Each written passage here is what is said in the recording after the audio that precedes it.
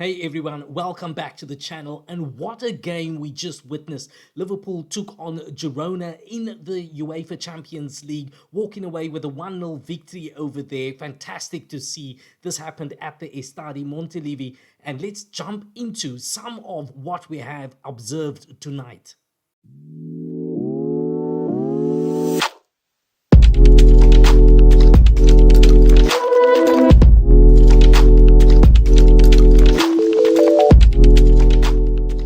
So Liverpool come into this match with the usual suspects and a mix of players that we haven't seen in a while. A little bit of a rotation over here, but exciting to see in the front there. Luis Diaz teaming up with Mohamed Salah. And of course, Darwin Nunez in the middle of the park. We'll get into Nunez in a second.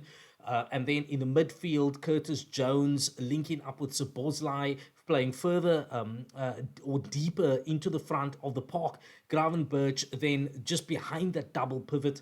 And in the back, Andy Robertson, Virgil van Dijk, Joe Gomez, and Trent Alexander-Arnold. And of course, after an absence of 11 matches, fantastic to see Alisson back in goal. Now, as mentioned, we have to talk about Darwin Nunez for a second. And fantastic to see him with his pace, of course, stretching that defensive line of Girona, which is what we want to see. That was needed. They needed to be stretched, needed to be opened up so that the other forwards could slip in at the back. The only problem is when we relied on wing play in the match at a particular times, and we needed our striker in the middle of the park up in front. Darwin Nunez was oftentimes drifting off or out of position, which is not something that I think we want to see. A little bit of frustration for myself building up over there. I don't know. Of course, you can let me know what your sentiments are and how you feel. But for me, it was a little frustrating to see him just drifting outside, a meter or two outside of the area where he needed to be as clinical as we needed him to be in this particular fixture and match. Now, he has come under scrutiny, and I know that the eye is on Darwin Nunez as well. So a lot of pressure on him to perform. And I think that added pressure just also makes it a little difficult for him to bring out his best. I believe he still has it in him, and it was fantastic to see once again, just complimenting him on stretching, his ability to stretch that back line of Girona. And I think we see that every time Darwin Nunez comes onto the park, he's able to do that. He causes a lot of problems for the back line of the teams that we face. But is that enough? Is that really all that Liverpool want from him? Or is there a real question to be asked and saying, hey, Darwin, come on now, we need something more. We need you to score a goal or two. Because in my opinion over here, I really thought that this game was going to end in about 4-0. I thought Liverpool was really going to dominate, and we were going to see Darwin Nunez do something fantastic just to make up for what he did in the last appearance on the field for Liverpool, just wasteful in front of goal. And I don't think that we saw that tonight. And so a little frustrating for me, and my expectations definitely not met. Now, of course, speaking of the forwards, the others very composed, holding on to the ball. Fantastic to see the movement of the ball in front. Both Diaz and Mohamed Salah keeping the ball moving, getting it into those clinical and difficult to defend positions. And that's exactly what we expect and want from them. And of course, that continued pressure just being a little too much for Girona in this match, forcing them then to concede that penalty. And of course, Mo Salah, cool, calm, and collected, once again steps up to the plate and slots one home, making it 1-0. And that's how the match ended. And I think a brilliant display from the guys up front. Now, the tactics of Arne Slot, once again, brilliant, absolutely brilliant. Arne Slot doing what he loves to do. He took off Darwin Nunez, brought on Cody Gakpo, allowing Diaz to just drift into the middle of the park, Gakpo then taking up that position on the left side and causing all types of confusion for the back line, because the person who was now tracking Diaz all of a sudden is out of position now, because he's still tracking Diaz, but Diaz drifts into the middle of the park, making the defender play out of position so that Cody Gakpo can then drift into the position on the left. Fantastic tactical change by Arne Slot, causing lots of confusion for the defending team, and that just allowing Liverpool to remain cool, calm, and collected and get the result that they definitely deserved. Now, speaking about Arne Slot's tactics, I want to pause here for a brief moment and just mention that that fantastic midfield trio, Szoboszlai, Gravenberch, was in there. Curtis Jones, of course, fantastic tonight, again standing out. But one of the things that I really love is the just allowing Trent Alexander-Arnold to drift into that midfield. Really just causing confusion for the midfielders in here, because is this guy defending or is he attacking? What's happening over here? So Trent drifts into the midfield, just overloading the middle of the park, and that makes it really difficult for the opposition's midfielders to take possession of the ball and to really retaliate against the attack that Liverpool is building from its midfield, or really from the back.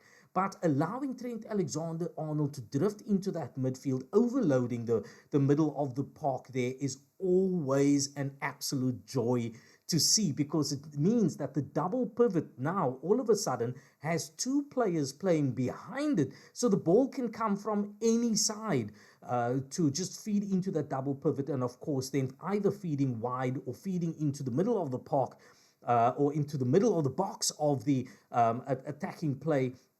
Or the defending players, rather, making it very difficult for defenders to kind of read what's going on. Now, what's brilliant is that Trent drifts into the midfield, and then once the ball is controlled in the midfield, in that double pivot, Trent is then able to advance forward, drift out wide, and on the other side, we see it done with Andy Robertson. So they are able to then just continue past the midfield and drift into those areas where defenders would typically be watching the Diaz and the Mohamed Salahs, leaving free rein for Trent and for Andy Robertson at the back. Now, beautiful, absolutely beautiful to see. So this high defensive game, putting a lot of pressure on the defending team, and this allows them then to break down any defense that they have. And of course, as I've mentioned, that stretching of the back line by Darwin Núñez in such moments makes it easy for Liverpool then to get into dangerous areas. Unfortunately, then just not capitalizing on that fantastic build-up to see. But I want to say well done to Arne Slot on getting it right in the midfield and allowing Trent that fluidity to jump into the middle of the park as well. On the defensive side, I'm not going to jump into too much. There's not too much to say. I was joking on the other social media that what happened to Virgil van Dijk? Was he even playing today? It was dangerous for Liverpool to go into this match without Virgil van Dijk. Of course, joking in that he didn't have much to do. And when he was called on in his duty, rock solid. He was a wall at the back and keeping the rest of the defensive crew really just cool, calm, and collected. And once again, as I've said, fantastic to see Alisson back in action after an absence of 11 matches coming back in. I have touched on the goalkeepers and what's going to happen with the goalkeepers going forward. I'm really keen to see and understand what Liverpool's tactic is going to be. We know that there is this threat from the Saudi League wanting to reach out and make an offer, a formal offer for Alisson. Kelleher says that he wants to go and play as a number one goalkeeper, and even if it means going to another team, he's willing to do that, basically leaving Liverpool only with a number 3 keeper, and then also the services of incoming goalkeeper Georgi Mamadashvili whose gameplay is a little different to what Liverpool is accustomed to. Now, is this going to impact Liverpool going forward? I don't know. Maybe something to talk about in a video going forward, just analyzing the tactics of Georgie Mamadashvili. But at the moment, we have Alisson there, and brilliant to see him and fantastic to have him back, cool, calm and collected as always, taking control of the ball at the back. And yeah, Liverpool defensively looking rock solid tonight. Now, this win cements Liverpool's stance in the Champions League. Not a goal fest, but a rock solid performance by the mighty Reds in the Champions League. So now they move on and the focus returns back to the Premier League against Fulham this coming weekend at Anfield. Liverpool are going to have to be clinical. They've got a game in hand and they want to extend that lead even further. But a fantastic performance by the lads tonight. So that's it for this match review. Thanks so much for watching. Please like, share and comment. And if you haven't yet, please do subscribe. We'll see you in the next one. And remember, you'll never walk alone.